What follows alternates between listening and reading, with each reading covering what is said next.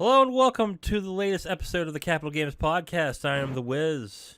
And I'm Zero. Zero, you acquired something recently that I am infinitely jealous of, even though, honestly, I may never buy it myself. But why don't you talk about what you've procured this week? So, this past Sunday, my Steam Deck finally arrived. For anyone who's curious, I had placed my order for a Steam Deck, I want to say about 2 hours after the initial announcement on Steam during one of the Steam sales back in October. Mm-hmm. And it was 2 hours of me hemming and hawing being the reason I was just like, yeah, I'm not sure if I want to get this. And just kind of hemming and hawing for 2 hours, and then I was just like, yeah, you know what, just to hell with it. I'm just going to go ahead and, just place the order. No big deal, whatever. And then, of course, turns out that the orders were just flying out the door like mad, so that was its own bag of worms and everything. Right. So, and of course, there are some communities that are doing their own tracking and saying, oh, just if you ordered at this time period, this is when you're going to get yours.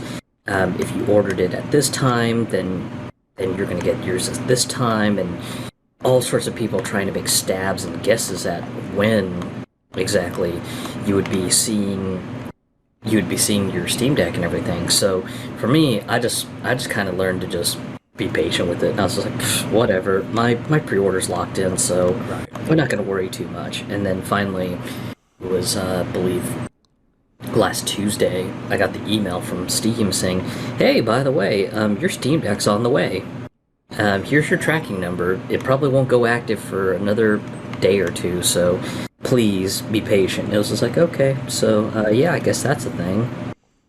And, yeah, just waited, and then finally came in on Sunday and spent most of my Sunday just kind of futzing about with it, trying to get it all configured and set up. Okay. Now, which version did you get? I know they have the cheapest one is the $400 one. That doesn't come with much memory. I forgot what the price points were, but which one did you end up purchasing? So there was the cheap one at, which is 64 gigs of storage at the price of $400. The mid-tier, which had 256 gigs of storage, and I think that one was 450, 500, I forget. And then there was the top tier one, which comes with a whole bunch of stuff, the premium case and all the other stuff, and a whopping 512 gigs of solid state memory Okay, there we are. There's the pricing. So the mid-tier, $529 for 256 gigs. You get the faster NVMe SSD, the carrying case, and then the community profile bundle package. And then the top tier one is $649. That one doubles the storage of the mid-tier. The screen is coated with etched anti-glare glass. You also get the carrying case, virtual keyboard themes, and the community profile themes. I decided to just go whole hog and just put down cash for the top tier one. So yeah. The 512, mostly because my logic back last year in October was, if I end up choosing to go with it, it's going to be better in the long run just to get that one. Yeah, granted, you can change the NVMe SSD, but it uses the 2232 NVMe standard, which are the smaller SSDs, and those are a pain in the ass to get, mostly because of the fact that just those typically aren't normally available to consumers because they're typically thrown into laptops and everything. Yeah. So I was like, yeah, sure, I could probably cheap out and get the 64 gig, but at the same time, just if I choose to get a better NVMe SSD, I'm probably going to end up spending literally the same price as the top tier Steam Deck. Okay. So, yeah, you know what? If I were to get one of these decks, I'd probably get the best, the most expensive one. Mainly because I hear every review I've heard is that the edge glass actually makes a difference when it comes to viewing angles and stuff with the Steam Deck. So that's not a bad idea. Okay. You've had it for, let's say, today's Tuesday. We record on Tuesday. You've had it since Sunday, so that means you've had a couple days with it. What have you been doing with it? Just playing games and doing some peripheral testing, really. Okay. Because one of the big things that the Steam Deck touts is being able to be docked and put to a bigger display to play on a TV or a monitor. I will say this for anyone who is listening to us and cares. Dock compatibility is a real bitch. Really? I'm gonna say it right now because I have a bunch of laptop docks in my home. Some of them are compatible with my Switch due to the upgraded and beefy IC circuits. Some of them are just kind of generic ones that work great with my MacBook when I'm traveling, but I would never even think of plugging them into my Switch. So I had a gamut of USB Type-C docks all over the place, and even my Thunderbolt 4 dock that I use for my work laptop and everything. Yeah, all of those didn't want to play nice with the Steam Deck. It was just, hey, yeah, you can use a keyboard and mouse with this, but you want to display to a monitor? No, fuck you, we're not doing a damn thing. And I was just like, well, shit. Okay, well, this stinks. So, had to do some scouring from the Steam forums, Reddit, and a whole bunch of other places, and found this little cheap USB Type-C dock from Ugreen for about $50, and then I had like $30 in Amazon coupons, so got it for about $20 after the coupon and everything. Plugged it up last night. Plugged the USB-C dock to a 100-watt power delivery power brick, and a cable that's rated up to pushing 100 watts, and yeah, it came up on my 4K TV just perfectly, and it was great just being able to just set that all up, use my Bluetooth gaming keyboard and mouse, and just play on my 4K TV. So, yeah, fair warning for anyone out there who has a Steam Deck and is maybe trying to look for a unofficial docking station until Valve actually puts theirs out on the market for sale. There are two that seem to have pretty good results. One is a USB Type-C dock from Ugreen, and then there's another one by this company that sells on Amazon and their own site. I guess you can pronounce it JSaux. The brand is spelled JSAUX. They apparently have a Steam Deck docking station for about, I want to say, $50.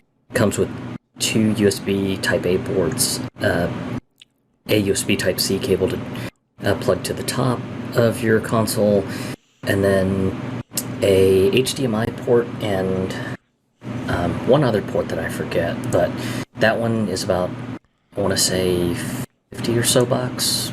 So if you're looking for something to get your system powered up and everything, then yeah, that's another way to go. The JSaux dock is really nice looking because it just kind of looks like a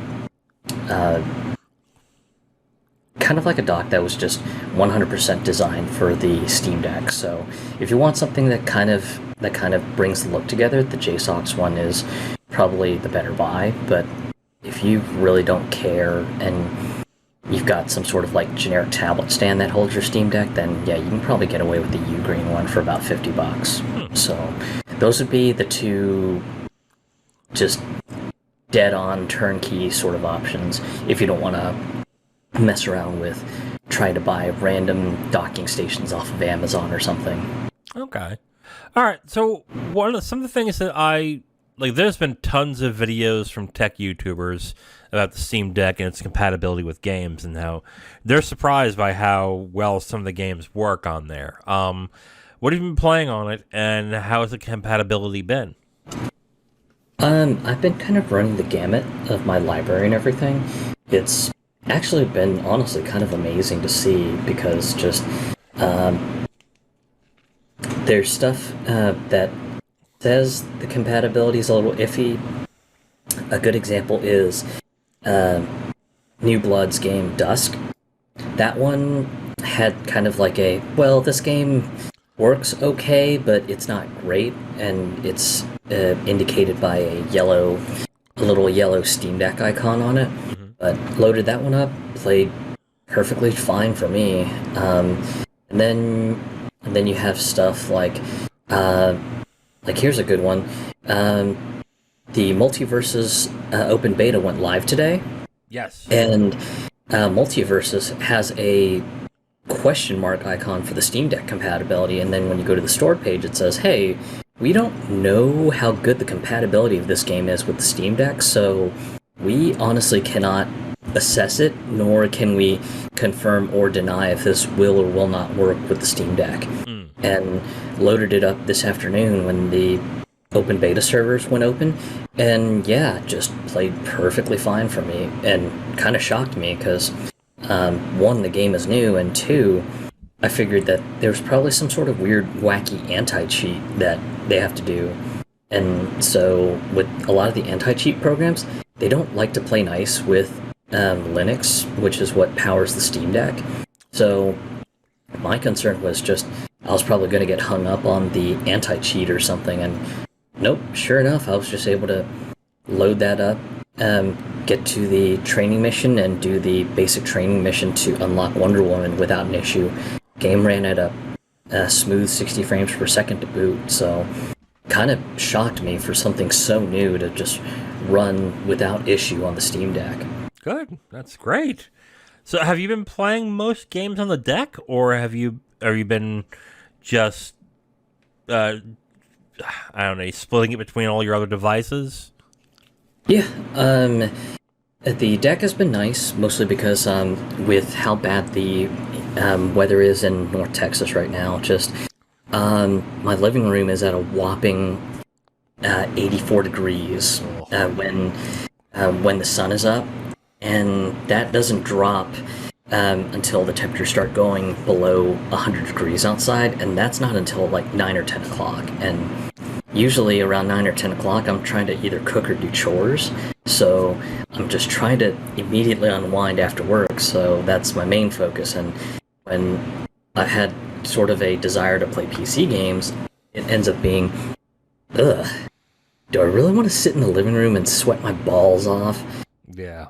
Just being choked to death by 84-degree ambient air, or do I want to, maybe sit in my work office and play something on my Switch that has a dock that's set up to be hooked into my office TV, or, maybe I just want to do something there. How do I want to play this? And yeah, just the Steam Deck has allowed me to just go, yeah, not gonna sit in the living room, but maybe I'll hang out in my office and play something on my Steam Deck, or let me retreat to my bedroom where it's way cooler and just kind of hang out and play a game there. So just the mobility has been nice, especially with how nasty the weather has been. And then on top of that, the fact that I can just use a USB Type-C dock and link it up to a TV, that's been nice because I've been able to kind of set Steam Deck up around my work office area, plug it into my office TV, and just immediately start playing something and have full keyboard and mouse to boot. So it feels like I'm just back to playing something on my gaming computer, except not sweltering my ass off in front of my gaming PC in my living room. Yeah. Now, okay, so obviously it's a powerful piece of kit, but how comfortable is it? I often look at the unit, and it looks like something I might like, But I also thought the Switch might be something that I would play on the regular because of its form factor, and I hate how that feels. So, are you having cramps when you play it for long sessions, or is it a comfortable fit for your hands to play? I mean, how is the feel and the comfort with the Steam Deck? Comfort-wise, the Steam Deck is pretty comfortable for me, but I think it's mostly because of kind of the flared bolsters that it has towards the lower end of the controller, because it lets my middle, ring, and pinky fingers kind of sit comfortably, whereas the normal Switch Joy-Cons, they don't have anywhere to rest my fingers, so just so with the case of that, I can sometimes get myself cramped up while I'm playing Switch stuff. But yeah, I really haven't had that issue with the Steam Deck. It's just kind of been just a treat to play on when I'm kind of in the mood to just sit and play something on it. But all in all, I would say that if you're going to play it portably, just be warned that it is a bit of a chonker, so you're going to need somewhere to rest your elbows if you plan to play it in like portable mode and everything. It is quite the chonker, so... Yeah. It's also a pretty big battery drain, right? Like, it doesn't last very long. Yeah, especially if you have a lot of games just kind of running full fidelity and just pushing 60 frames a second at the resolution of 1200 by 800. So, yeah, the battery time will go pretty quickly if you have things just set up to like maximum power and everything. But that's kind of the beauty of the Steam Deck, because there are modes to limit the frame rate.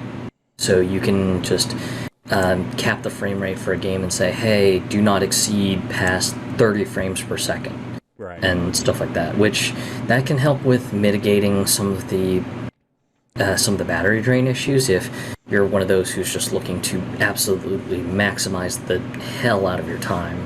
So if that's your prerogative, then that's one way you can roll with it. Otherwise, just if you're kind of okay with being I guess able to game every once in a while portably, and then just when you need to take a break, just to immediately plug in and charge to top everything off, then yeah, it's probably not a bad way to go. Other than that, the only other solution would just to go completely insane, like the new Linus Tech Tips video that he just put out yesterday, where he completely mods out a Steam Deck with one of his engineering guys, Alex, where they put a brand new heatsink on it, but it's kind of like a giant hot rod looking heatsink that is for an NVMe drive. He modifies D-Brand's new protector case for the Steam Deck to have a battery pack that's magnetically mounted to the back of that case to give it some extra juice, and all sorts of other mods that help both performance and the battery life. So yeah, I mean, if you're that much of a person who needs extreme battery life, then yeah, you can always just get a power bank and tether yourself off of that. Any final thoughts that you have for the Steam Deck? We'll probably come back to this in a month to see if you're actually still using it and what your thoughts are for it, since it's only been a couple days. But you have any final thoughts? As far as final thoughts, I would say just if you're really, really intrigued by the idea of being able to play your PC games portably, I would say definitely just go ahead and toss your $5 down and just get a deposit in through the Steam store, because ultimately, if you decide you have second thoughts before your pre-order it comes up, then if it's within 30 days, then you get the money refunded immediately right back to your card of choice. Or if it's past the 30 days, then Steam will just put it on your account as a $5 credit. And as of this recording right now, the wait time period is Q3. sometime in Q3 after October. So yeah, if you put a reserve in now, then yeah, just expect to pay the entire bill right around October. Wait, Q3 around October? Isn't that Q4? Or are they going by their fiscal year? Maybe, or no, excuse me, after Q3. Okay, So, okay, makes sense. but yeah, just yeah, that would be my take on it. If the idea of playing PC games portably is interesting to you, then yeah, just put the cash down. And I mean, it's only $5, so Yeah. it's not like you're putting like the entire $650 down for like the top tier one and going, oh shit, I've got second thoughts about this. Yeah. And another thing to note too, when it comes to portable computers, like this is the cheapest there is, and it may not be the most powerful, but the next best one I hear is about $1,100. I mean, this is a fantastic deal. So Yeah. So, and another reason to consider the Steam Deck versus something like one of the Chinese-made WinMax machines or the Ioneo ones is the warranty process is according to your region, whereas with those Chinese-made ones like the WinMax and things like that, I've seen nightmarish stories about the warranty process on Amazon and stuff like that, where just people buy it from the official vendor and then they'll have an issue with it. They'll talk to the official vendor, and the vendor will say, "Yeah, actually, you're going to need to talk to the WinMax people in China, and they'll take care of you." And then, of course, just some of the stories that I've heard are just absolutely baffling for just premium level device that you drop almost like $1,200 to $1,300 on, with stuff like them just flat out denying and going, well, yeah, you're not Chinese, so go fuck yourself. We're not helping you. To, hey, yeah, that kind of problem that you're talking about in your email, yeah, we don't service that problem because that problem was caused by user negligence. So, yeah, screw you. We're not fixing your unit or whatever. yeah. And Valve has generally been pretty good about any sort of like warranty concerns and things like that, especially from the fact that just there are some people who had I think it was an issue with the cooling fan being a little bit noisy and whiny, and yeah, just people were just able to contact Valve immediately and say, hey, yeah, so the fan on my Steam Deck is a little bit high-pitched and whiny when it goes full bore. Can you help me with it? And Valve has done nothing but roll out the red carpet for anyone who has any sort of weird hardware issues, and just being absolutely open to just answering any questions and getting people fixed and turned around as soon as possible. So that's one huge plus. And then the other one, and this isn't going to appeal to very many people, but as a person who is a big right to repair person, and also a person who likes to fix his own electronics and everything, the fact that they've partnered with iFixit for official Steam Deck support parts is great. So you can just, if you know how to fix a thing, you can immediately just buy what you need, have it shipped, and when it arrives, just take apart your Steam Deck, install whatever you need, and just go from there. Yeah, I think the partnership was more a need to be like, if we don't do this with them, they're going to do it to us anyway. So might as well just partner with them. It's what it's Yeah. And interestingly enough, there's some people who have already beaten the analog sticks to death on their Steam Decks, that they're already getting drift. But fortunately for them, GuliKit out in China actually made some Hall effect sensor analog sticks. And those are cool because instead of using a graphite wiper system to detect where the analog stick is, the Hall effect sticks use magnets. So there's pretty much no wear and tear. And it's pretty much easily doable if you've got like bare basic soldering knowledge. So yeah, when you're already starting to see things like that come out from the modding world, it's really, really interesting to see that sort of stuff, and I can only imagine it's going to get further crazier from this point on. Yeah. Okay. Well, I'm going to look forward to finding out what you do with the Steam Deck in the next month or so. See if you still have good feelings about it, how you're using it, and yeah, I'm jealous. I am. Although honestly, I don't really do much portable gaming anymore. But just for tech reasons, I would love to get my hands on one of those. But good for you, man. We will move on to the news, and this week's news, not very deep, but some interesting things that happened this week. One thing that happened this week is just that Ubisoft did not have a good week this week. We could start with a couple weeks ago where they had the issue with them decommissioning all sorts of different games, DLCs, and stuff like that, but we've already covered that.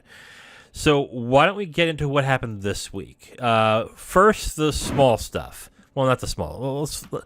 First things first that we were going to talk about is Ubisoft delayed the new Avatar game that they've been advertising for the past couple of years, and the new Assassin's Creed game that hasn't been announced, to 2023. So the Assassin's Creed showcase, I think there's going to be Assassin's Creed Infinite. I don't think they're going to announce anything else other than Infinite on that showcase that's coming in August. So nothing that way is coming in 2023. They also canceled 4 games, 2 unannounced games. The Splinter Cell VR game that they announced, I think, a couple years back, and the Ghost Recon Frontline Battle Royale game that they formally introduced, I think, about a year ago, and did not receive that good of a. It wasn't received very well. We'll just say. And then after that happened, there's more. Roller Champions, the game that just came out on free to play in May, was reported by Jeff Grubb that it was going to be shut down after season 3. Now, Roller Champions is at season 1 right now, and the seasons last about 2 months, so that would have been October, November when Roller Champions would have been shut down. That would have made it about a 6-month game after that, citing that the game wasn't making much sales. Ubisoft has later denied that is going to get closed down, but that we will see if that comes true. Zero, Ubisoft's had a rough week. Oh yeah, they've taken quite a beating. The Assassin's Creed thing, it's not really too surprising to me, mostly because of the fact that just, as unfortunate as it has been, just Assassin's Creed has had a bit of a glut, and that was definitely apparent with the release of this most recent title, Valhalla, because Ubisoft did some metrics, and yeah, just they definitely saw that there was a big drop-off on players after a certain point. And from some of the friends and random folks that have talked about it on the internet, just unfortunately Valhalla just seemed to have just a glut of content, and it was just way too much. And a lot of people ended up skipping a lot of the side quests and just going, you know what, there's just so much to do in this. I'm just going to concentrate on just mainline story, crunch this out, and just be done with it. Right. So, and I mean, for years now, Ubisoft had been sort of hinting that they need to try to slow down the Assassin's Creed stuff, because just they realize that there is sort of a bit of a glut right now. So, for me, when I saw this announcement that Assassin's Creed would be delayed into next year, it really wasn't too much a shock. It was just more of a, wow, I was wondering when they were going to finally just come out and say it. I mean, okay, you mentioned Valhalla. When it first came out, reviews were all saying, yeah, there was way too much in the game to really sink your teeth into, and it became a slog after a while.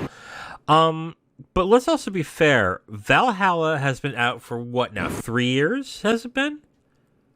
No. No? I think it was more recent. I think it came out last year. No. Okay. Let's see who's wrong. Nope, never mind. 2020. 2020. Okay, 2 years, so we're both wrong. Okay, so my thought on when it originally came out, I was like, yeah, that sounds like way too much. But they've also haven't had a new Assassin's Creed, so that gives people plenty of time to play it and go through the content if they want. And they've had DLCs, so they've been supporting that game. And I don't think have they had DLC or have they been doing free updates? I'm not entirely sure. There is some DLC content for it. Okay. But as usual, it's also marred by the usual Ubisoft point system that you have to buy microcurrency and all that other terrible stuff. Yeah. Okay. Well, okay. So there's that. So Yeah. So I guess for me, the reason I say it really isn't too big a surprise was just it seemed like that the Assassin's Creed games could just use a real and honest true break to sort of regroup themselves and just kind of fine-tune things a little better, because in my mind, when they took the break that they did and then came back with fresh ideas for Assassin's Creed Origins was good. Right. Loved it. Played the shit out of it. And then when we went to Assassin's Creed Odyssey, it wasn't bad, just there was just a lot of filler content, and it was just kind of, hey, so let's do a thing, hey, let's do another thing, hey, let's do this other thing too. And just some of the quests they just felt like a slog back then, and I know that they were just they had announced around then they were like, okay, well, maybe we'll slow down the pace of the Assassin's Creed game and just maybe try to reformulate things. And then of course Valhalla comes out, and it's just kind of a, hey, let's kind of do what we did in Odyssey and just, cram more shit into it. And then of course just you finally have reviewers pushing back going, hey, there's a lot to do in here, and not all of it is very fun. Yeah. It's strange. They remade Assassin's Creed for Origins, and there are some people saying they should remake it again, which I don't agree with. I think they should just pare down they should have like a main thing that they should do in the game, and then some branching quests, but really limit what you're doing. Like, focus in on the strengths of the game that happened from Origins and from Odyssey. And then you'd be fine. I mean, or you could have a big game like Valhalla again, but don't have a new game the next year. That was another issue. Like, to go from Origins, then the following year go to Odyssey was kind of a chore. So that was also a big issue to some, including me, because the way I buy games is basically when it's cheap enough is when I buy it. And then if it's not cheap and a new game has just came out, I kind of lose interest in getting the game entirely. So, yeah, anyway. New Assassin's Creed is delayed till next year. There hasn't been an announcement for that. Rumor is it's going to be set in Japan. So that's interesting. So we'll find out when that's announced. I'm not surprised at all that not many people care about the Avatar game being delayed. But that has the potential to be a sales albatross around the neck of Ubisoft. I get that the first movie made billions of dollars when it came out, but people who praise Avatar praise the visuals, and that is it, really. They don't like the story, they don't like the characters, they don't want to be in the world. They just love how pretty the movie was. And if I recall correctly, the Avatar game that came out on the 360 didn't do so hot. So I'm really curious as to why they decided to go for a completely new current gen version of Avatar. So I think this is going to blow up in their face, pretty much. They're going to spend a lot of money on good tech to make this game, and not many people are going to be interested. So them delaying the game is not good, which is a sign that it could be in trouble. But Yeah, that's a problem. Any thoughts on Avatar? Yeah, I'm pretty much of the same mind of just it just seems pretty, but just does it really have the selling power? I'm just not so sure. No, it's what made Avatar in the movies so special was how they used the 3D goggles that they gave you in the theaters, and how that enveloped you in the visuals of the movie. But if you were like me and you didn't see it in the theaters and you saw it at home, you didn't really like Avatar too much because the visuals are great, but the story and characters are not good. So I, I myself feel that this is gonna bomb, and it's gonna maybe not bomb, but it will disappoint in sales. So I don't see this working out very well for Ubisoft. Um, they canceled 4 games. We already mentioned 2 unannounced games. We can't really discuss that because we don't know what they are. So if they were unannounced, who cares? I guess. All right. Yeah, I mean, because just the Splinter Cell game being canceled, it's a bit funny because the Splinter Cell franchise has been on a deep freeze since Blacklist, Yeah. and to know that the Splinter Cell brand is pretty much right back in the deep freeze, it's a bit of a shame. Frontline, Frontline was, at least to me, it just felt kind of like a, hey, we got to get in on this whole battle royale thing too, Yeah. and because everyone's doing it. Right. Um.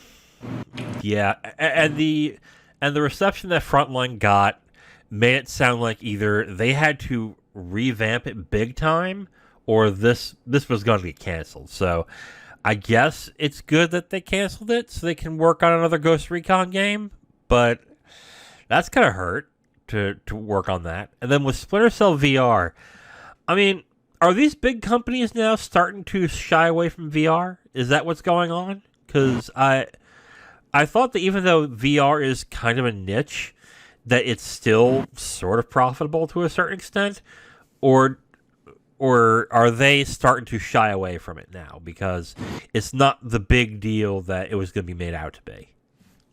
I think it's sort of in the gray area because the Oculus Quest series headsets have been a great entry point for just VR, especially for anyone who just doesn't have a gaming grade PC and then $1,000 to blow on the HTC Vive kit from Valve and everything. Yeah. And then, of course, on the sort of intermediate part of the spectrum, you've got PS4 and PSVR, which that is its own bit of kit. And unfortunately, the base PS4 and the PS4 Slim, just they can do all right for most VR games, but there's some VR games that will chug on those two particular units. But if you have a PS4 Pro or if you have a PS5, then some of those little chugs end up being completely minimized just from the better hardware. And even still, just even if you were to just roll the PS4 Pro and PSVR headset kit, that's still a good chunk of coin. So, I mean, it's a big investment for the end users to just get all the gear just to get set up for VR, but then on top of that, just games kind of live and die by their reputations. If a game gets a absolutely rave reputation, then yeah, just easier to sell units, but if it's a VR game that doesn't really have any sort of proof that it's a good game, then unfortunately it's asking the users to take one hell of a leap of faith. Yeah. And especially if especially with the fact that the Splinter Cell brand has been in the deep freeze since Blacklist, and Blacklist was back in the PS3, Xbox 360 era to boot. So, brand that's been in the deep freeze, you're making a VR game for it. No one knows if it's any good. No one has really openly discussed if they got to play around with the playable build, if it's any good. So, it's just very, very hard for just most consumers to just say, yeah, sure, oh, you're charging $60 for this VR game? Okay, yeah, sure, I'll give it a shot. Maybe it's actually pretty good. Just that's a lot to ask. Just any John or Jane Doe consumer to just drop that much money on a AAA grade VR game. Yeah. I guess the business of VR is not as robust as I thought that it was going to be. Yeah, that would probably be my take, that they probably got cold feet going, yeah, that's not money we can risk just gambling on. Yeah. What I'm surprised of not hearing about at all in these announcements, what's going on with Beyond Good and Evil 2? I think on social media, the Beyond Good or Evil 2 folks had made a little blurb saying, hey, don't worry, game's okay, we're still working on it, just we're quietly, diligently plugging away at it, so just don't mind us. This was last shown off in 2017, okay? Yeah. Like, at some point, people are going to start thinking something's wrong. Like, either it better be absolutely amazing or prepare for disappointment. And Beyond Good and Evil, even with its with the amount of times it's been re-released, has never been a good seller. So I don't understand why Ubisoft's taking all this money and time with Beyond Good and Evil 2. Like, if anything, to me, that would have been the game to cancel at this point, because you're not guaranteed to get the money back that you're putting into it. And this was literally a Mirror's Edge situation where more people talked about the game than actually bought it. So I don't understand why they're canceling some of these games, but Beyond Good and Evil 2 is still around? That's strange. So Yeah, I mean, I get it. Just, it is the moonshot game. They've promised the moon and the stars to everyone about it. So maybe it's a sort of sunk cost fallacy of, Yes. hey, we put our chips down on it. We got to go balls in on this, or we got to figure what the fuck to do if we choose to bail out of this. I will refuse to say that it is still running until I see it. So, God. Anyway, so the last thing that happened at Ubisoft was that Jeff Grubb reportedly said that Roller Champions, the new free-to-play game that came out in May, is being shut down after Season 3, which is around November. Ubisoft has already denied this about a day later. My feeling is that Jeff Grubb is probably right, but Ubisoft is saving face because they want to get as much sales as possible from that game before they shut it down. They may put in an extra season just to stave off the possibility that it may be shut down. But if this has not been doing well, I mean, Hyperspace was a really good game, I heard, that no one played. And they canceled that within a year or two. So I wouldn't be shocked if Roller Champions, if it wasn't making any sales, that it got canned. So, yeah, it's good, I guess, for the people who are playing Roller Champions that Ubisoft said they're not closing it down. But if not many people are playing it, and that's what it seems like right now, is that not many people are playing the game, it stands to reason that a company that is having as much problems as Ubisoft is not going to turn around and shit can the game if it's not making its sales projections. Yeah, though with Roller Champions, I don't think it'll be just an outright just we're pulling the plug after Season 3. It's probably going to be a situation like Hyperspace where the game's going to just kind of continue on in a bare bones maintenance mode, but the minute that they're just like, okay, it looks like DLC isn't selling anymore, and we can't get anyone to buy packs or anything like that, then, yep, time to pull the plug and call it a day. Yeah. And this adds to the fact that Ubisoft doesn't have much coming this year. They have the Beleaguered Skull and Bones, which is going to come out in October, I believe.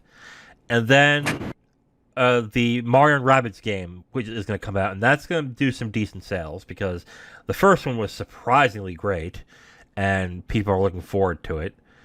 But this is really just a bad week for Ubisoft, and it's been a bad, almost I would say, few months with their numerous announcements, problems with the culture in Ubisoft, taking down games.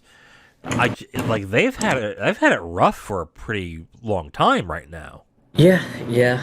It's just a real sad shame, just because yeah, there are great games from the studio. I mean, the Mario and Rabbids game, I've loved to death and cannot wait for the sequel and everything. So Same way.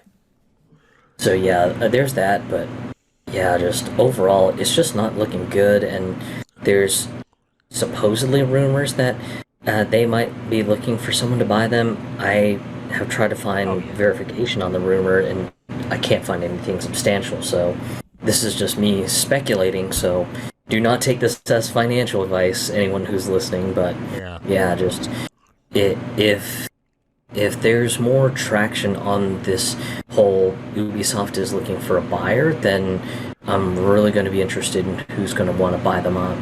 I mean, if they were paring down and closing down some studios, I would say that it's a possibility. But they're not doing that. They're canceling projects.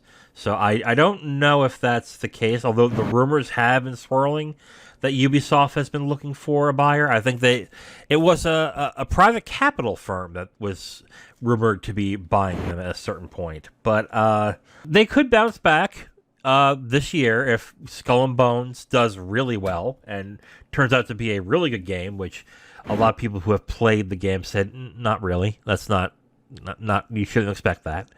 But yeah, I mean, they need to have I guess they need to have a strong year next year, which they may with Avatar and the new Assassin's Creed coming out. But yeah, this doesn't look great for old Ubisoft. So, yep, that's it's pretty rough. So why don't we move on to our next story? 2 years ago, Last of Us. It was 2 years ago that Last of Us Part 2 came out, right? Am I wrong on that too? I think so. I'm not 100% sure. All right. You are 2020. Okay, 2 years. Woo! Okay. And Valhalla. Oh my god. Look at that. Okay, so it was 2 years ago where The Last of Us Part 2 came out. If you recall what happened when it first came out, is that a month before it was released, the whole game got leaked. Gameplay video, story details, character details, twists, everything. Everything got leaked, which could have contributed to it. It did good sales, but a lot of people thought it could have done a bit better if it weren't for the leaks that happened. Well, it turned out this week the remake of 1 got leaked as well on the internet. Video and gameplay footage was being shown of the Part 1 remake, and as much as people say it does look pretty, they are kind of lukewarm on what they saw. Basically, we had the people who were annoyed with they're using the same animations, which yeah, okay, fine. But doesn't look like there's any gameplay enhancements. It just looks like they just prettied it up and released it on the PS5. Zero, I don't know if you saw the leaks or if you just heard about them. What did you think about? What were your feelings when you heard about the leaks for Part 1 of The Last of Us? It was my thoughts were more. Really, I didn't really think that there was much clamoring for The Last of Us, but yeah, here we are. And at the same time, I did see a lot of jokes of people making the meme of they're pulling a Bethesda or they're pulling a Rockstar with remaking Last of Us One. It's just like what happened with Skyrim. It's just like what happened with Grand Theft Auto 5. So I mean, those memes were flying pretty hard for the initial leak. Right. And you know what? I actually agree with those memes and that criticism. Let me be clear. The story and characters I really liked out of the first Last of Us. I couldn't stand the gameplay. I couldn't stand playing it. I was not having fun playing the game at all. But I suffered through, I think, 3/4 of the game until I was like, you know what? I'm done. It's like, the story is good. I like the characters, but nah, I'm not playing this anymore. So I was not going to buy this anyway. But yeah, when they showed it off at Summer Games Fest in June, we were on the phone together when we saw it. First, we were surprised that was the closing game of the show, which was like, okay, a remake, okay. But the other thing was like, yeah, it looks pretty, but it doesn't look real pretty. It doesn't look like gorgeous. It looks about as good as the remaster from PS4. Maybe that's not fair. It's a little bit better than the PS4 remaster. So I looked at that when you're going to have people pay $70 for this game without the DLC and without the multiplayer. That seems like a shit deal. And of course, you had Sony diehards who were like, "Oh no!" Like they're what Naughty Dog would say is, "Oh, we're building the game from the ground up to be played on the PS5." Well, apparently, from the ground up pretty much means a fresh coat of paint, because they use the same and they essentially use the same engine. They've used the same animations. But they've gussied up the visuals. Is basically what happened. So yeah, and for people now to be like, "Oh, this is it. This is all that they're doing." I was kind of surprised by that, because that's all they've shown. They've made no illusions that they're updating gameplay or they're basically, I guess, doing new animations or they're doing new gameplay changes to mirror what happened in The Last of Us Part 2. So I was surprised by that a little bit, to be completely honest with you, Zero. Yeah, and of course, the story gets funnier too, because of course, I think it was late last week or early this week, Sony finally put out a YouTube video of just how the Last of Us 1 remake was being built from the ground up and everything, and of course, all of a sudden, the diehard PlayStation cheerleaders suddenly got cold feet, and It was just, oh, well, wow, that doesn't look very substantial. No. You know, I thought I was gonna get it, but I think I might change my mind. I might wait for a sale, but yeah, it was really funny to see. Right. Which okay. So if I had a favorite, like let's say I had, what's a favorite game I played? Whatever. Just choose any game that you thoroughly enjoyed, okay? And they're saying, "Oh, guess what? We're remaking it." Oh, great, cool.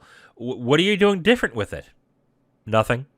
What do you mean nothing? Oh, it's gonna look prettier. Oh, so it's a remaster? No, it's a remake. Well, what are you doing different? Nothing. It's like, you would look at that and go, but then that's a remaster. It's not a remake. And this is basically what it was. It was just another remaster of the game. It's just got prettier visuals. They may have used a new engine for the graphics. I think they updated the engine, I believe, for The Last of Us Part 2. But let's be honest, and the criticism has been said since it first was announced and the footage was shown, this is a cash grab. And it's a specific cash grab because they want people to have the new game and the new system for when the TV show comes out. Well, I think this is what this is. The TV show is probably going to be announced to be coming in HBO probably early next year, and they want that game to be on PS5 so they can remember it, and they can be reminded that, oh, that game that you bought on PS5, there's a TV show. That's the whole reason I think this was being made and why this is being released. So, yeah, God, the fact that people are shocked by this, I guess that's the thing that shocks me the most by why people are so surprised that this is not a substantial quote-unquote remake. And I think the problem was they called it a remake. Because when you think remake, you think, let's say near what's the near remake that they incarceration and incantation? I don't know.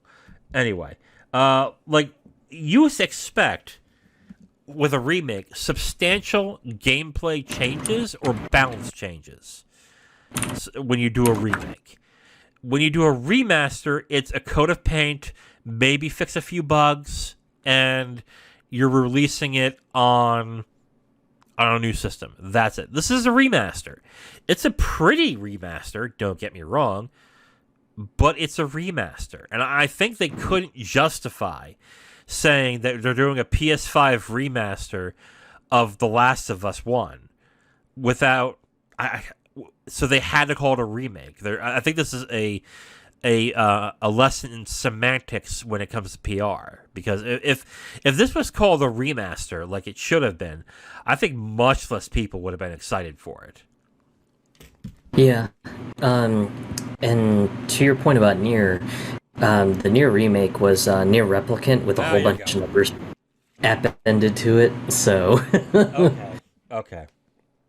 But yeah, just overall, just this really just seemed like a remaster in the laziest way possible. So that really wasn't a great way to sort of sell people on it.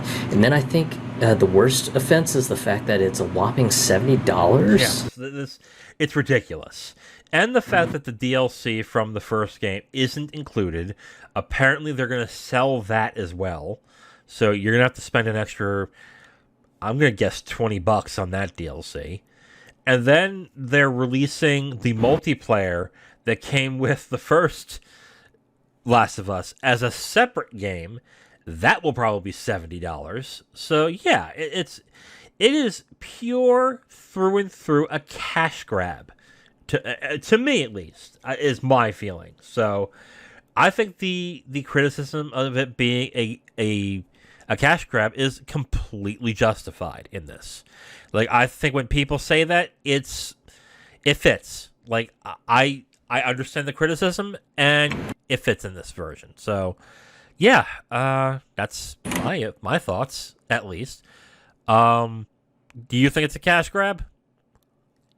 Yeah, I mean, $70 is a stiff ask, and then that's on top of just missing a whole bunch of stuff that came with the original release. Yep. So, already a bad start as it is. Yeah. And then, on top of that, just, you have, God, the fact that just, this stuff is being split up, that's just bad overall. Just splitting up stuff that came stock with the game, that's just a terrible look. It really just makes you look greedy. Yeah. So that's another point where I take issue with as well. Just so that's really the two main bits that sort of get my goat on this one. But yeah, just overall, I just don't know how anyone thought that this was a great idea to market the game like this. It's woof, holy cow. I don't think Naughty Dog realizes how divisive The Last of Us Part 2 was. Yes, it won Game of the year it came out. But even when it did, I know a lot of people online groaned at it, because not many people were like, there was a large enough contingency who were fans of the first one who were not happy with the second one. Like, they did not like it at all. Like, they had numerous issues. Yes, some of them were ideological, and that's silly. I will say that right off the bat. But some also had problems with gameplay. Some also, despite the fact they didn't care about the ideological stuff, they didn't like the story too much. And yeah, it just. I think The Last of Us Part 2 got a lot of sales from the popularity of the first one. And despite the leaks, people gave it a shot anyway. But Last of Us Part 2 isn't one where I see a lot of quote unquote gamers saying that they absolutely loved it. There's a contingency. There is, absolutely. But it's not a majority like, say, Ghost of Tsushima. Or what's another game? Like Spider-Man. Like, everybody agrees to a certain extent that those are great games. The Last of Us Part 2 is more divisive. So I think they just thought they would get away with it because they thought their brand was golden, not realizing that they kind of tarnished their brand a little from the last one. Yeah, personally, if they sold it for about like $40, I think people would have just clamored to go pick it up. Yeah. Just because at that point it'd been like, yeah, sure, it's missing a few features. Yeah, sure, it's missing the multiplayer stuff, but it's $40, whatever. Right, and it would make selling the DLC separate kind of okay. Like, it would be like, oh, the DLC's not here. I'll be back. Okay. I guess if I like it, I'll pay an extra $10 for it. It's still 40, so yeah, okay, I could justify that. Now, nope. I don't.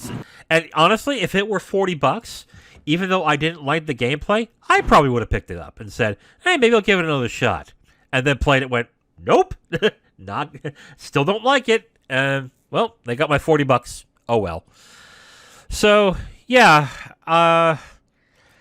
I suspect this is going to hurt sales again. I think it's going to hurt sales more than it did the Last of Us Part 2, though.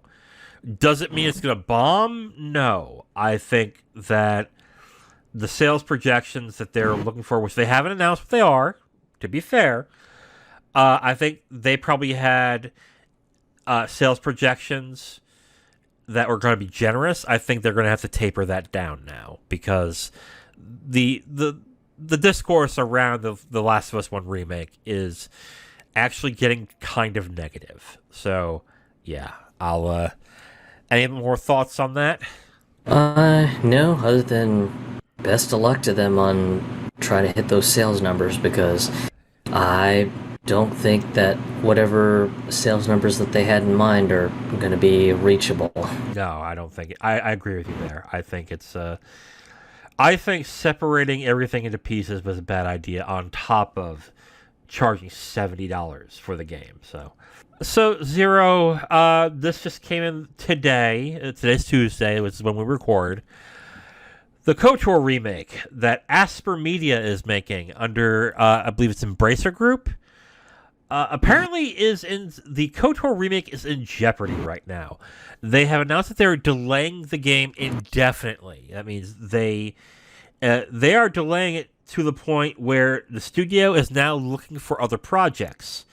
This is due to the fact that the vertical slice that they did for a showcase, I believe, in June, was not received well at all. So there was a problem there. The design director and art director have both been fired. And this was supposed to come out this year, apparently. And now it's looking like it's going to be delayed realistically at the least to 2025. So this is a big oopsie when it comes to Asper Media and they're making the remake.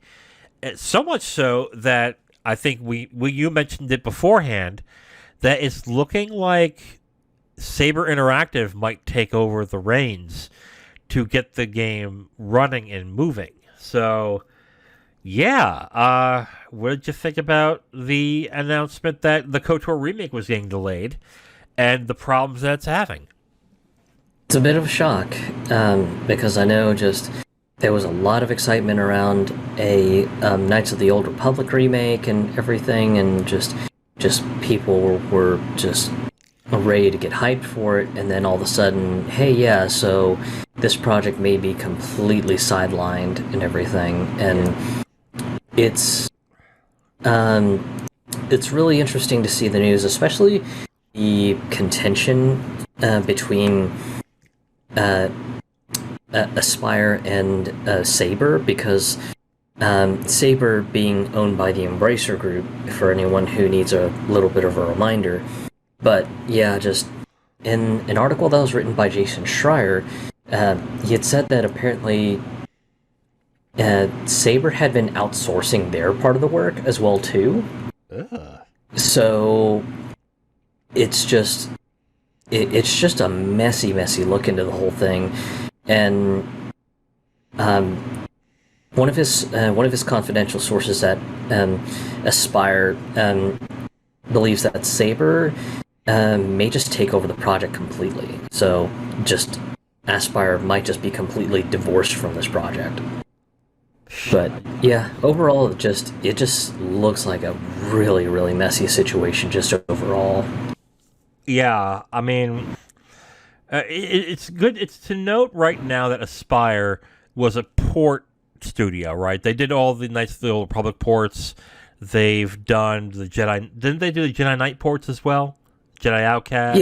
Yeah. So for anyone who needs a little bit of a history reminder for Aspyr, they initially were back in the mid '90s. They were a porting house that ported PC games to Mac, and that was what their main specialty was. And then over the years, they've sort of just evolved into a general porting house. And then it wasn't until last year that they finally got bought up by the Embracer Group. So basically, you have two groups under the same company just kind of butting heads on this project now. Yeah.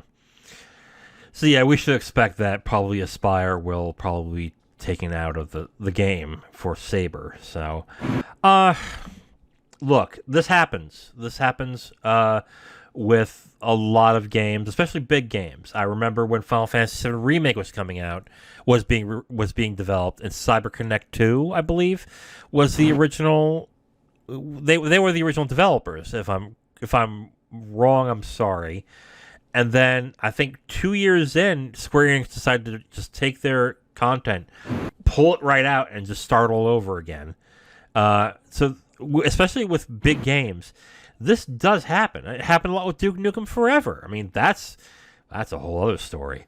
But yeah, it's not common, but it's not uncommon, I guess. It's not a rare thing to hear about. But that's sad. I mean, what I'm surprised by is that apparently it's supposed to come out this year, which I did not know about, and I was shocked to hear. Because at this point, we didn't see any gameplay. All we had, I think, was the teaser trailer from last year, saying that they were making it, which, hey, I was excited. I love KOTOR. But, yeah, the fact that they were targeting this year, and the fact that now the target is 2025, that means things were screwed. Like either they were going to release a cyberpunk kind of mess, or I think that's the only thing I could say. It was going to be a cyberpunk problem. So man, that's a disaster. Like that's basically, they left you alone to do what you need to do, and now they have zero confidence in what you can do. So yeah, I guess the only question I have here is, does Aspyr go back to being a port house, or do they now just get sucked into Embracer Group as a studio that does supporting stuff? Yeah, it's really hard to say, especially since they've had such a storied history and everything. So, I mean, be a shame for them to just kind of evaporate just because of a little bit of a little bit of a conflict on just this isn't getting this getting this project cobbled together and whatnot. I would call this a little bit of a conflict. This is a multi-million-dollar screw-up. This is something where you're given a hot property that you are told to remake into something big, and I would have to, unless I'm wrong, which could be, I think they were given a big property that they were told, prove to us that you have what it takes. And they gave them gobs of money and to get things done, and they just couldn't do it. That right there would sink any kind of, especially for a publisher like Embracer Group, this would sink any other chances you would have on getting another big property. Like, I think at the most, they go back to being a port house. Like, I wouldn't be surprised if we hear in the next 6 months they announce that they're doing the Soul Reaver remake or the Soul Reaver remaster or whatever, or the port. So that's my feeling, is that's what's going to end up happening. Is, oh, they screwed that up so bad they have to go back to being a port house. So Soul Reaver 1 and 2 is being ported onto current consoles thanks to Aspire. I see that happening, to be completely honest. Like, you don't get this big of a property and this big of a game to then screw it up and be like, oh, okay, well, we'll give you another one. No, you're done. You got your chance. You screwed it up. Now you have to go back to what you were good at, is basically what I think is going to happen. Do you agree? Disagree? Curious. I certainly agree that there's a possibility that Embracer is just going to reassign Aspire Media to just be a porting house, but it saddens me because I would like to see things go a little bit better for them, but just right. It's just so hard to tell on how things will go. Yeah, I mean, I think the best thing for Aspire to do at this point is to get their feet back up, work on ports, do what you do best, and then go for a small game. Like, just create your own game, a small game, a $30 game, I would say, and get that right, and make that impressive and do that well. And then release that, get your critical acclaim, get the good press that you need, so you can build your self-esteem back up to then get back to where you were with KOTOR, with the KOTOR remake. Because it just looks like that they were out of their depth at this point. Like, if they were expected to be released in 2022, and now it's going to be 2025, that's a big screw up. That is basically, they took one look at the game, said, none of this is going to work, we have to start over. And that's a terrible feeling to go through, where you create something, so your money manager looks at it and goes, this isn't going to do it any good at all, we got to scrap this. We'll move on to the next topic. This one, I guess you could call maybe a post-mortem to a sense. So GameIndustry.biz had a very, very illuminating article for anyone who is curious about Square Enix and their Western studios.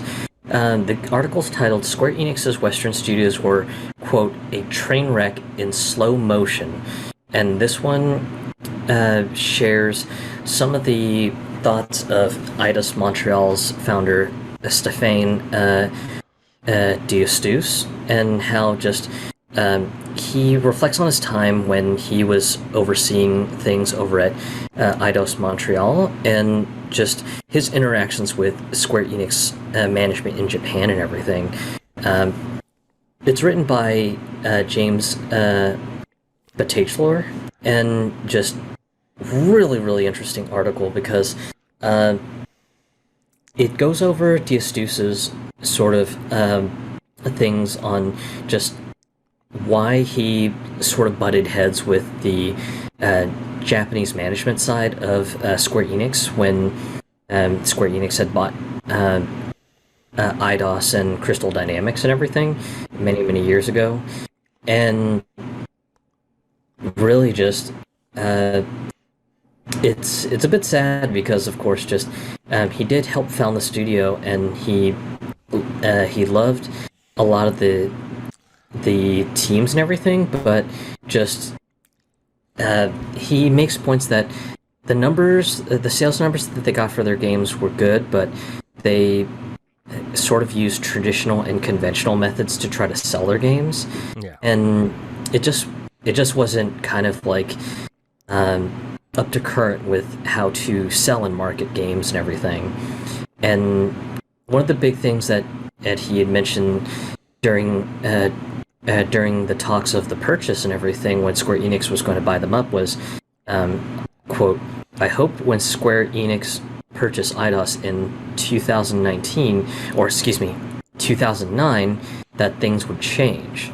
So he pinned a lot of his hopes that just maybe with Square Enix overseeing the studio, maybe with their cash coffers, that maybe they could help them with selling the games better and things like that.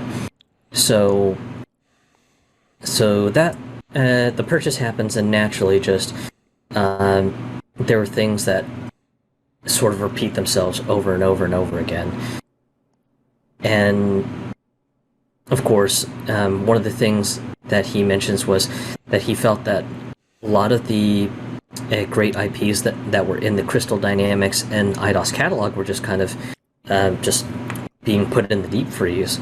I'm sure this is probably going to rile up a lot of people. A great example that he quotes is the Legacy of Kain series, which I know that's going to rile up a lot of people just with me mentioning that series has been on the deep freezer. Oh yeah, God, how long has it been? It's been has it been original Xbox since we've had a Legacy of Kain? Don't look it up. That's a good question. Yeah, don't look it up. We've looked up enough today. If I'm wrong, I'm wrong. I'm sorry, but I think that's the last one I remember. I think it's Defiance is what it's called. I think. I kind of want to look it up. Yeah. No. But okay. Yeah, they mismanaged those properties pretty much. I mean, they could have. I mean, we mentioned it when Embracer bought them for $300 million. Like, they could just do remasters of or ports of those properties and make that money back quick. Like, and that's just how much Square Enix mismanaged those studios. I mean, yeah. And the article kind of goes further into mentioning 2011's Deus Ex Human Revolution, which was after the Square Enix purchase and everything. Right. The fact that it was critically acclaimed and beloved and put Eidos Montreal on the map. And then right around 2014, you had Thief, the reboot, which was less than stellar. And Destuce's sort of opinion on the Thief game was that it was one of his favorite projects, and he felt that the game could have used an extra 9 months just to make a game that would have been a little better to the Thief legacy. And the one thing that just I have railed Square Enix about with their mismanagement of the Western studios is there always seems to be a lot of favoritism towards the Japanese games. That if a Japanese game underperforms, Square Enix would just kind of pull the stops and just go, "Oh well, you know, the game's just not maturing yet. We'll come back in a little while. It's okay. Don't worry about the performance this Japanese game is doing. It'll get better. Just you have to wait." Yeah. And then on the flip side, when it came to their Western stuff, it would just be a completely polar opposite. It'd just be like, nope, this game is a critical failure. It is garbage. It couldn't sell past some sort of ridiculous goal. And a great example of this was the reboot of Tomb Raider. Yeah. Initially, the sales projection goal that they had was it needed to beat the Call of Duty game of that year. And I mean, for anyone who may not be in the know about this, the people who play Tomb Raider and the people who play Call of Duty, Not typically the same group. Nope. And I think, and they also remade the character, so you couldn't use, let's say, the more salacious tactics of marketing that you could have before. So you're automatically putting them on their heels a bit when it comes to making more sales. So, yeah, but you're absolutely right. Two different groups of people entirely. But even then, it still sold pretty well, didn't it? It sold about. Oh, why do we keep doing this? Yeah, I don't have the exact numbers, but I know it sold pretty well, and a lot of kind of people in the video games business area had said, yeah, it sold kind of well. And then when the quarterly financials came out, and Square Enix had said, yeah, so Tomb Raider commercial failure. A lot of video game financial analysts were just kind of scratching their heads going, those are solid numbers. Are the gangbusters numbers? No, but they're plenty solid, so Yeah. how on earth is this considered a failure? And then, of course, if you look into the Square Enix financial report after Tomb Raider, the reboot came out, it's a story as old as time. Just Square Enix would say something to the tune of, the game just is a commercial failure. It failed to sell past Call of Duty, so therefore just the game underperformed, and just that's just what it is. And it's funny in this article because, of course, Diastus mentioned exactly the scenario that I've been railing about forever, because some people are just like, oh well, just maybe Square Enix is just being tough on the Western studios because they're just being tough, and maybe they're not playing favorites with the Japanese games. And the quote that Diastus mentions in this article is, quote, "I hope that Square Enix Japan would bring great things to Eidos. I was losing confidence in my headquarters in London. In their annual fiscal reports, Japan always added one or two phrases saying, 'We were disappointed with certain games. They didn't reach expectations.' And they did that strictly, emphasis mine, for games that were done outside of Japan." This smells a little like not like a negotiation thing, but a way to not give more financial incentives to those studios. Because, let's say, I don't know, let's say, X studio needs to make Y sales to get a bonus at the end of the year for the studio. I wonder if this was a methodology from Square Enix to say, yeah, we want you to make games for us, sure, but we don't want to pay you what you want, so we're going to make these sales expectations so stupidly high that there's no way for you to actually make it. Thus, then, by doing that, we then don't have to pay you your incentives in order for that we are required to by law under your contract. Because this really smells dirty to me.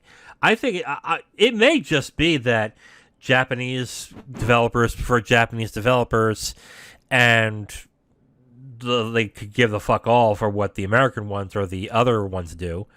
But it just really sounds to me like they looked at the studios. They were like, okay, that's great. Well, we signed a contract where we have to give them all these incentives if they make sales goals. What if we make those sales goals unrealistic? Then we don't have to give them the incentives. And there you go. You have a quality studio that's doing quality work that you don't have to pay much for. I mean, I think that's possibly what happened. Yeah, and this kind of goes into a podcast that I did with another podcast, a friend of mine. Just during the time that the Tomb Raider reboot got just a thrashing on the financial report. I believe this was when they were still doing sales numbers on Final Fantasy 13. And for those who have forgotten, 13 was not one of the hottest selling Final Fantasies in a good while. And in that same financial report, they made all sorts of excuses for 13 underperforming. It was just stuff like, oh, well, just 13 just needs a little bit more time to mature on its sales. It's okay. Just is it great? No, but just it's Final Fantasy, so we're willing to have a little bit more faith that the sales will mature and just get to where they need to be over time. And yet, here you are with just a game that had been beloved by many because it was a very, very interesting reboot on the Tomb Raider franchise in general, and just got critical acclaim, and of course, because of the fact that it didn't outsell Call of Duty, it was just considered absolute garbage. Yeah. And the cycle would also repeat for Deus Ex Human Revolution. Same thing, just critically beloved and just completely adored by so many people. And then, of course, same sales goal set by Square Enix. Hey, in order for this game to be considered a success, it needs to be the current Call of Duty. And Deus Ex players and Call of Duty players, not very much overlap there either. So, naturally, it undersold. So, again, just the quarterly sales report right after Human Revolution released. Oh yeah, just Deus Ex, complete failure. Just didn't even meet the numbers of Call of Duty, nor surpass them. So, yeah, just commercial garbage to us.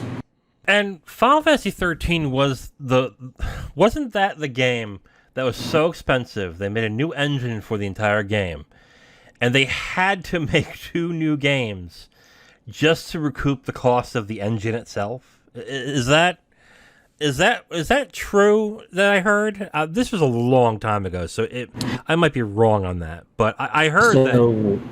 Go ahead. A short history lesson on 13. So 13 originally was a PS2 game being made in the now dead Luminous engine. And it's just super pretty, just took all the knowledge that they had from both Final Fantasy X and Final Fantasy XII and just pushed it so hard, and just they found that 13's initial development on PS2 just hit a bottleneck. They're just like, yeah, we don't think the system can do it. So it gets pushed onto PS3 and Xbox 360 naturally, and of course just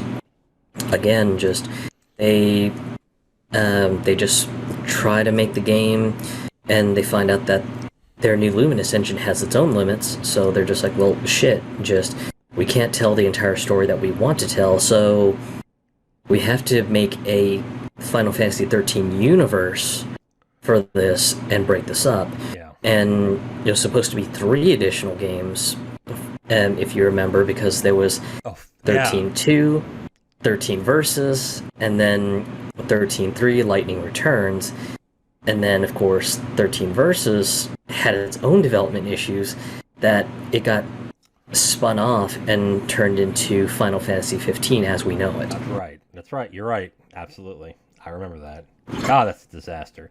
And yet you're right. And they did not cite any disappointments or any ill will or any ill feelings about the game. They defended it constantly. Yeah, I remember that. I guess that's a good thing that Square Enix doesn't have those studios anymore.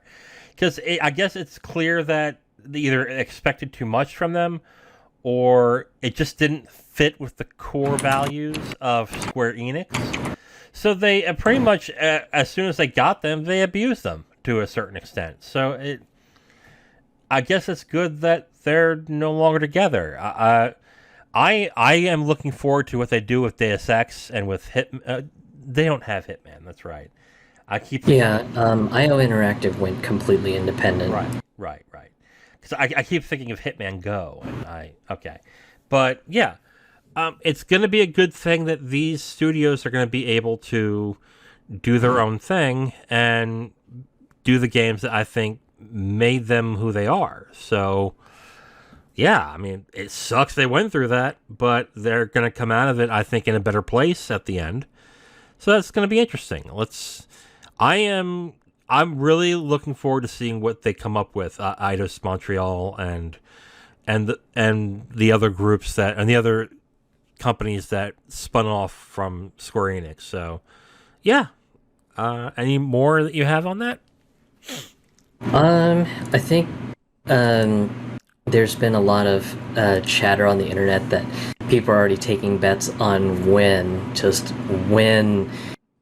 Embracer Group is going to say, hey, by the way, Eidos Montreal is going to be remaking Soul Reaver 2, so if you've been wanting some Soul Reaver action, here you go. We've got it by the shovelful. I mean that's got to happen though. I mean, that's got to be soon too, because that's one property that everyone's like, when are we getting a new Soul Reaver? When are we getting a new Soul Reaver? And that would be the smartest thing to do, is to remake 1 and 2 and just put it out there. Or even just port it. Port the game to the Switch. Port it to the Xbox and PlayStation. And you got instant sales. I mean, that would be the smartest thing to do at this point. So, yeah, I would... Would that be a Game Awards announcement, you think? Possibly. Yeah. Especially if they get things organized and go, okay, so we got our shit organized. All right, so we got a big announcement. Boom. You remember how we bought up Eidos Montreal and all the Square Enix West studios? Well, we got a treat for you. Bam! Soul Reaver collection. Soul Reaver 1 and 2, all in one download, one disc, one cartridge, whatever the hell we plan to release this thing on. Yeah. And you can get it at date such and such. Would make sense to me. So, yeah. I'm with you. I think that will happen. I think that'll happen sooner than later. So the next story is one that I want to say. I like this. I want to clarify before I start that this is from the Japanese product site for Persona 5 Royal, with it coming to PS5, Xbox, Switch, and all that. So, to clarify, this is the Japanese site, so nothing has been finalized for the West, so take this with a grain of salt for now. But some people had gotten wind that the product site for Persona 5 Royal coming to other platforms had finally put up their product page in Japan, and the Japanese site had a big FAQ on just a bunch of questions that they expected to get asked about this. And one of the questions on the FAQ is, hey, so I own Persona 5 Royal on PS4. Will I get a PS5 upgrade if I insert my disc or log into my PSN account on my PS5? And the answer was just a flat no. There will not be a PS5 upgrade. You will have to repurchase the game if you want to get a PS5 copy.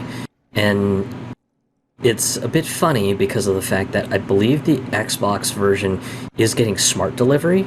So Xbox One, you'll be able to get the Xbox One version, but if you have a Series X or Series S, then you'll get the upgrade bump for those respective consoles. And naturally, for most gamers, it was just kind of a, wow, Atlas being greedy.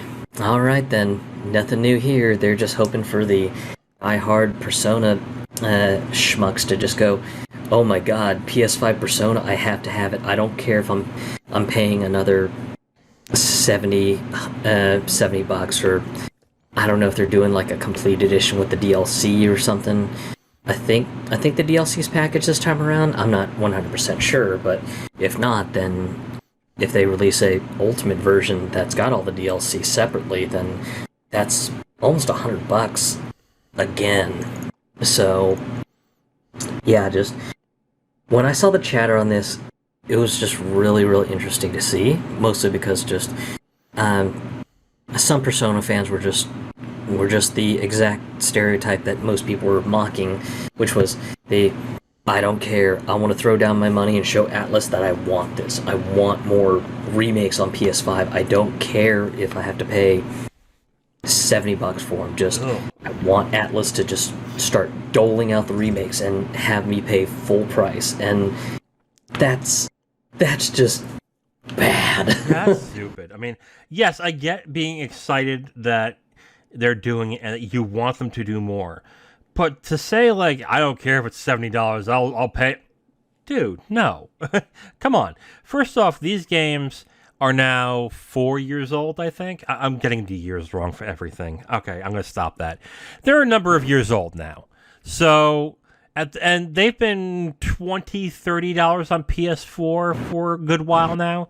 There's no reason why they can't be $20 or $30 for the PS5 version. If that's the price of what they're doing for all versions now, I'm like less angry at the fact that they're not upgrading, because at that point it's like, okay, I mean, if I really want it, fine, but they're not really improving that much, so I can just stick to the PS4 version.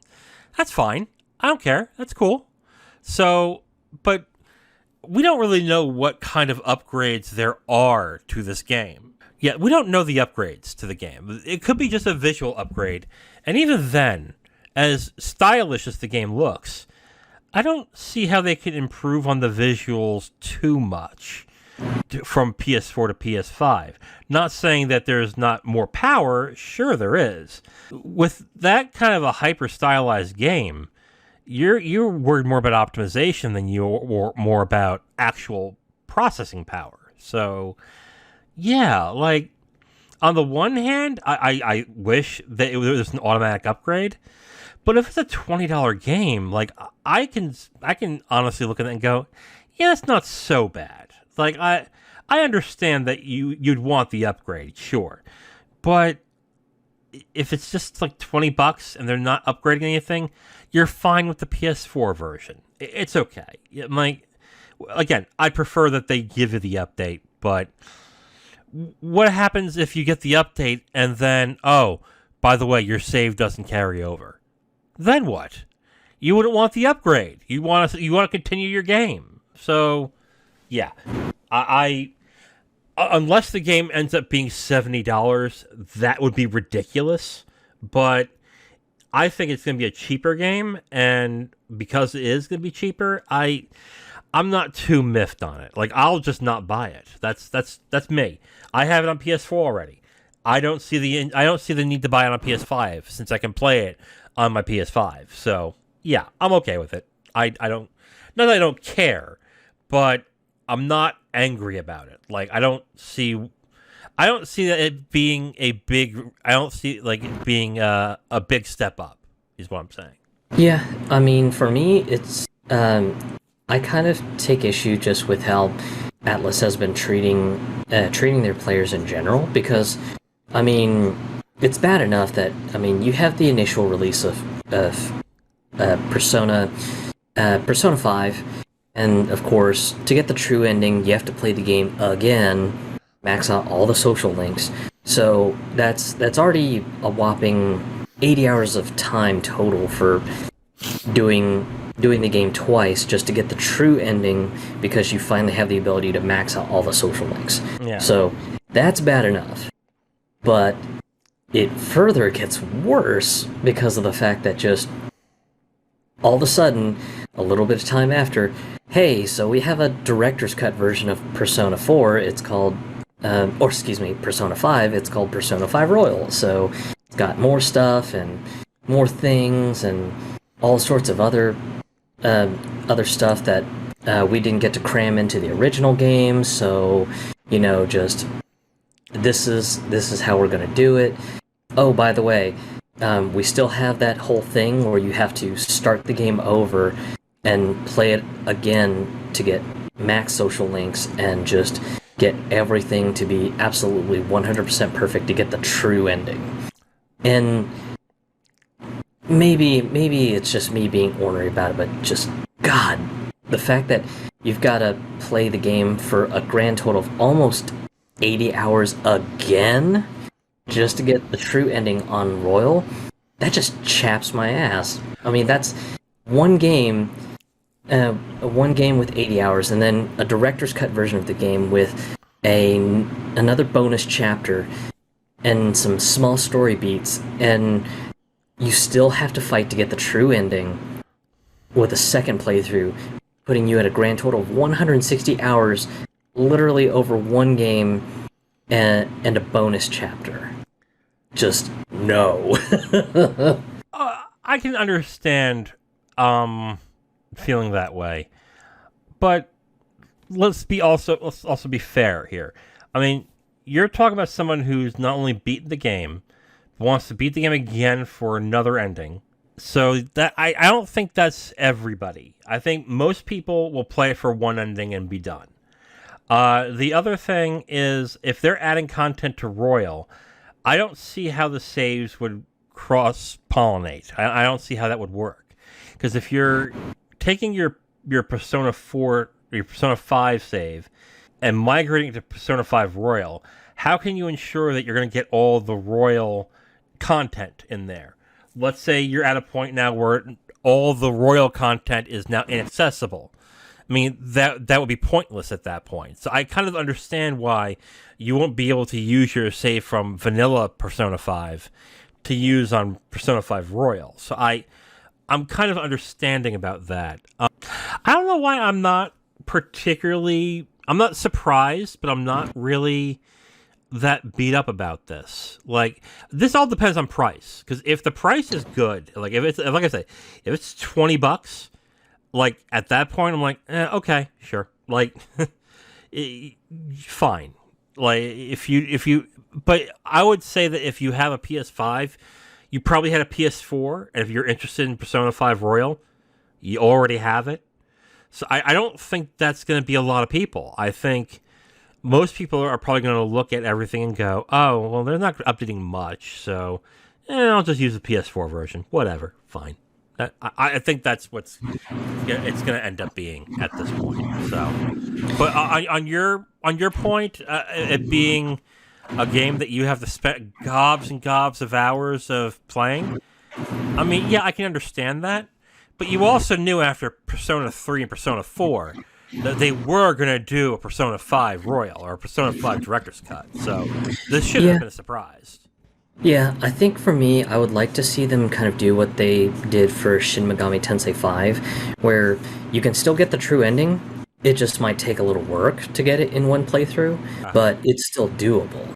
Instead of this whole, oh, well, you want the true ending? Play the game all over again. Okay. And even then, stuff like Royal, I could see them adding it as like a DLC chapter. And I mean, if you've beaten the game, you should have a chapter select open. And, with the chapter select, just kind of go, oh, hey, the new Royal chapter? Okay, let me poke into that one real quick and, just see what that's all about. And, just do the chapter real quick, get my story beats in, and, feel great that it was a great new piece of story.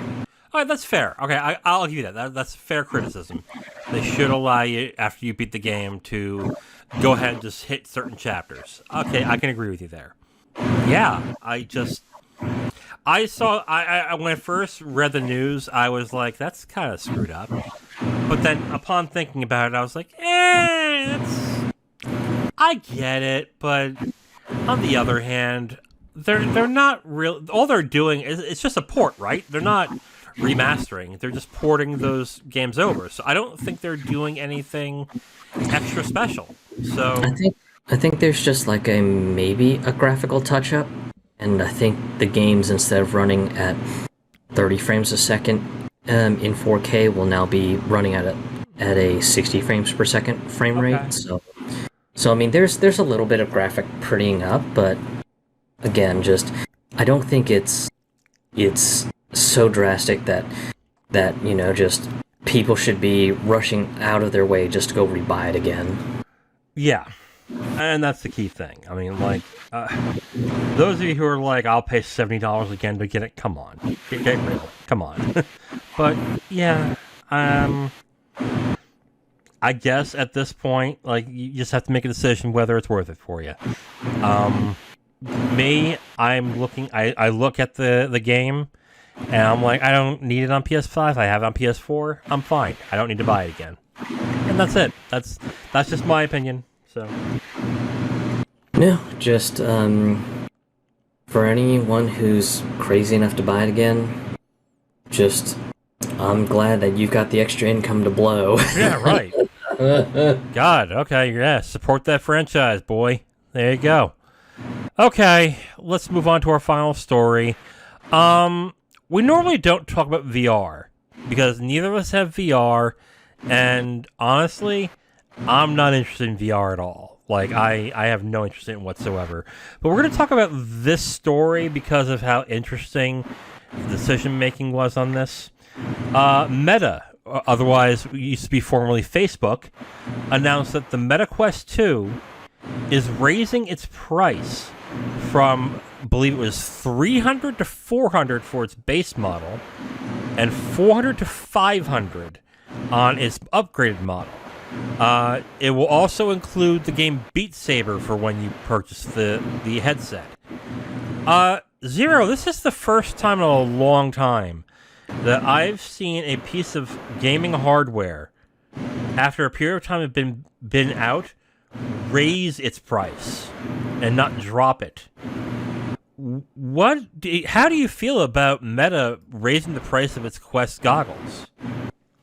It's a bit of an interesting little mention because I think in my entire life of being a gamer and everything, I don't really think I can remember any hardware going up in price. It's usually the opposite way around. It's usually, hey, we sold X number of units, so we're going to just drop the price because, you know, we found a way to optimize our efficiency. We found a way to just cut some corners on how we make the console. So we found a way to just save a big fat chunk of cash, and we're going to pass the savings on to you. And so go ahead. Sorry. To see a price increase, it's a little bit strange to see. I think it's a bit interesting too because, of course, Meta's trying to come off as, hey, just we're trying to do this to help further along development of some of the things that we make and ship, on top of a bunch of the exclusive games that we're getting and everything. Right. Worth noting that Meta took a bath this past fiscal quarter when it comes to their stocks. I mean, I believe their earnings went down, and then a bunch of projects that they had to be canceled. The metaverse thing is not going very well right now with them, so they're in a lot of financial trouble. But I don't understand why they didn't decide to say, okay, we need to incentivize more people to buy the Quest. So what do we do? Okay, why don't we pack in more games? Or why don't we discontinue the base model and just make the premium model the model, and then maybe add another game to it and go with from there, and get people more into the ecosystem. If you're trying to gain more sales, making it harder to actually attain is not a good business strategy. So I don't understand why they thought the best move was to raise the price of this kit. I mean, were they operating at a loss the entire time? I mean, is that what was going on?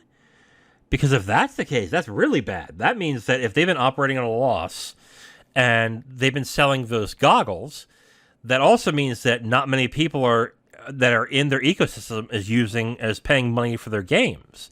So that's another big issue. So to me, to an extent, it may sound like they bit off more they can chew in VR, didn't realize it wasn't going to be as big as they thought it was, put too much money in, and now they're trying to recoup the costs.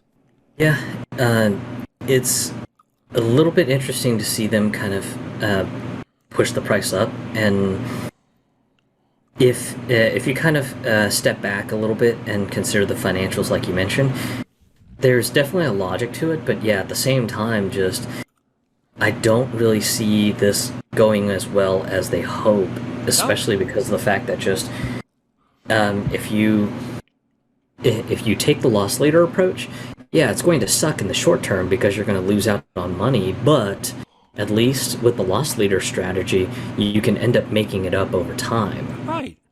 Get some games. So, Get some quality games people are interested in. Like if you yeah. like say to like X company, hey, we'll give you X amount of money if you make a game for us. They'll do it. I mean, you're Meta. You're a big ass company that has one of the most popular goggles out there. They could see sales coming from that. I mean, do that. Like, yes, that means spending more money, but then you get more people excited for your platform, and they'll want to buy games from that platform. Do that. Not then say, oh, if you didn't buy it already, too damn bad. You're going to have to spend another $100 to get it. Ha ha ha ha ha ha ha ha ha ha. Like, that's not going to work. That's going to de-incentivize people from buying your platform. And this reeks of desperation. Like, this is just like, they had no other ideas, and this is the best they came up with, and wow, that's bad. Man, imagine when the 3DS came out, and it bombed, and Nintendo, instead of saying, we better drop the price, they said, you know what, we're not getting enough sales, so let's raise the price. Like, that would be ridiculous. That to me, that is stupid. Like, I just I don't get it. Oh man. Yeah, because if Nintendo tried to pull that when they had bombed real hard with the 3DS, I don't honestly think people would have just considered the 3DS. They would have just been like, you know what, fuck this. I'm not gonna pay a more just because you guys are floundering about. Yeah. I'm just gonna go find something else to buy. Yeah, what most game companies did was basically say, what they do now actually is they keep the game at the same, they keep the system at the same price, but they add stuff to it. They they quote unquote add value. So instead of it just being the base PS5, they have PS5 with, let's say, red colored plates and Spider-Man 2. And it's the same price. Like, that's what they would do. Like, to incentivize more sales of systems. Not say, oh, well, then, yeah, it's another $100. Like, that, no, ooh. God, this, I wonder if, here's what I'm curious about what happens. I wonder if there's backlash that happens and they just pull back and say, yeah, we're not doing it. Or if there's not enough people who care enough to be angry and they just go ahead and do it, and then the sales just tank. Like, I don't see them getting more sales from this at all. I see them basically, I see less people buying the Quest at this point. Yeah, especially with consideration that for the longest while, just the Quest 2 and the original Quest, they were very affordable VR headsets. Yes. And of course, on the PR release that Oculus and Meta put out, they were just like, hey, well, even with this price increase, we're still the most affordable, the Quest still is the most affordable headset on the market. It's just like, well, yeah, it is, but it's also now $100 more expensive, so yeah. That person who was more than considering plunking down $300 in tax and shipping and whatever else to buy this headset, now they're probably stepping back and going, ooh, I'm not so sure I want to really pay $400 on this, right. Considering $400 can, I don't know, get a PlayStation 4 Pro. Yeah. Yeah, like I said, at this point, they are probably going to disincentivize people to buy the Quest. Especially since you're not getting more out of it. Like, if you were getting more out of it, let's say it was a beefier specs, or, God, even, like, a different look. Let's say it was in black. Something stupid like that, maybe.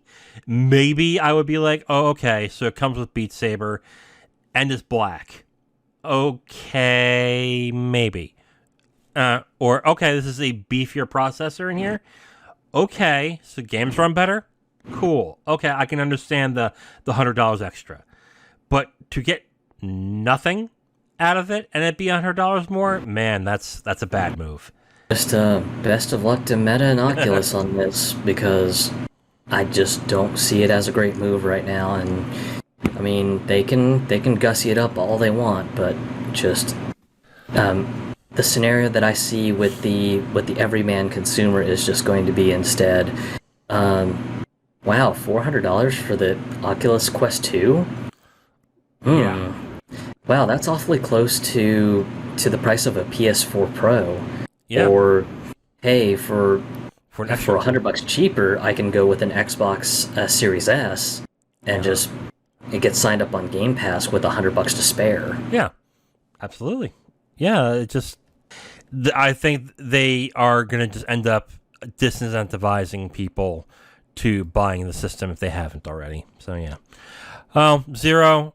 With that is the final story that we have, as this is the end of the episode. But before we go, I have a question for you. All right. So, we talked about The Last of Us 1 remake, and I gave my opinion on that specifically. But I got a question for you specifically. It's two parts, actually. One, what game would you like to be seen remade? And two, what would it have to do to be worth $70 to pay for? Oh, this one, I'd have to really have a serious think on it, because that's tough. I've got a big list of stuff that I would love to see redone, but I'd have to kind of take some time to kind of narrow things down. Okay. Okay, you know what? Unfortunately, I didn't exactly come up with one myself, but one that just popped into my head that I haven't played in a while that I would love to play. Remember Enslaved: Journey to the West? Yes. That was an excellent game. And that is, A, it's hard to find right now, and B, I don't think it's well optimized for PC. So that'll be one that if they remade the game, put more story, better graphics, and I would say a better combat engine into the game, I would pay $70 for. If they remade the first Mass Effect, I would say that, and gave it Mass Effect 3's battle system and shooting and stuff like that. Like, if they did the entire trilogy again and kept 1 and 2 the way it is, but upgrade like the skeleton and upgrade the combat, but completely redid 3 to where your choices really mattered, I would pay $70 for that. I would, specifically for a remade Mass Effect 3. I would do that. What else would be another good remake? Super Mario 64. If Nintendo decided to remake that, gussy it up, add new levels, do new things to it, maybe add the DS editions to the game, and remade it for like the Switch or the new Switch, then I would buy that too. Yeah, I would do that. That's it. That's all I have. So, I think I've narrowed it down, and this one will probably send most folks howling in just absolute delight. Okay. And that is one of my favorite GameCube games of all time, Eternal Darkness: Sanity's Requiem. Yes. Okay. That is a great. That's a great choice.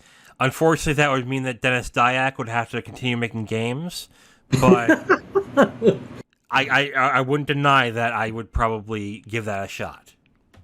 Because I think a solid bump up to 1080p for the Switch would be great.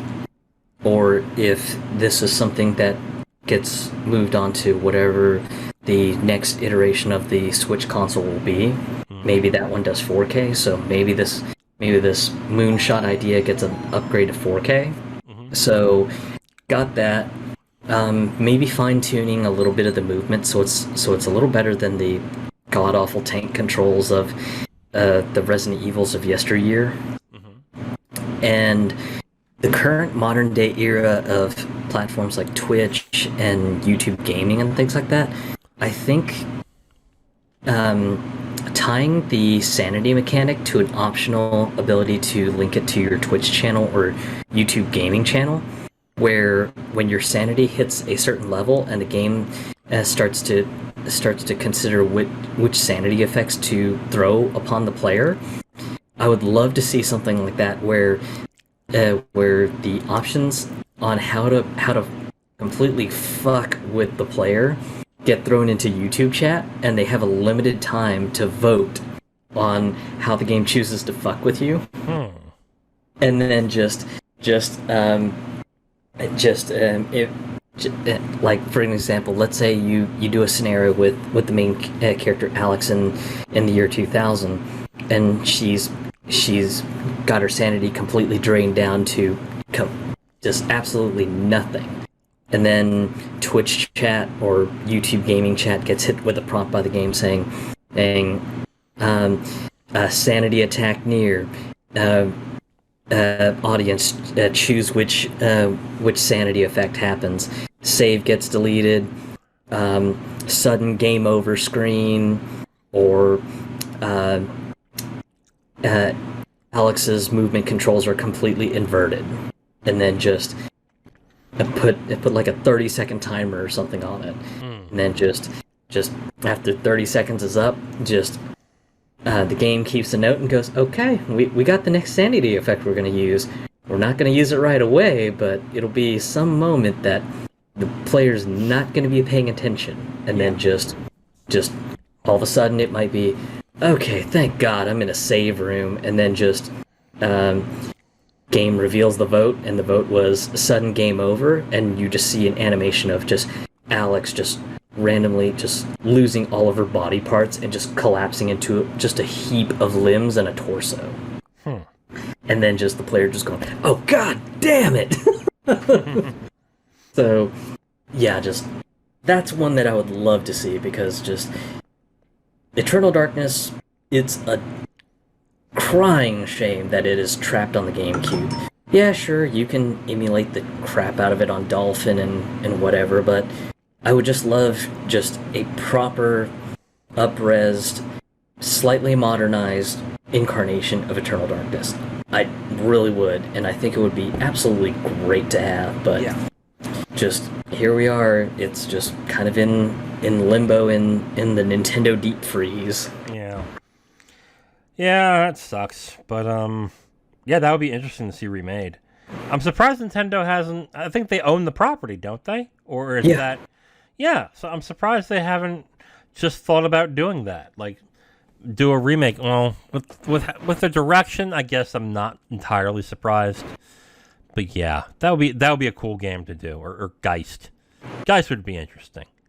Well, on that note, Zero, that is the end of this episode of the Capital Games Podcast. Tune in next week, where we talk about the going-ons and happenings that is happening all over the games industry. With that, I am The Wiz. And I'm Zero. And we'll talk to you next week.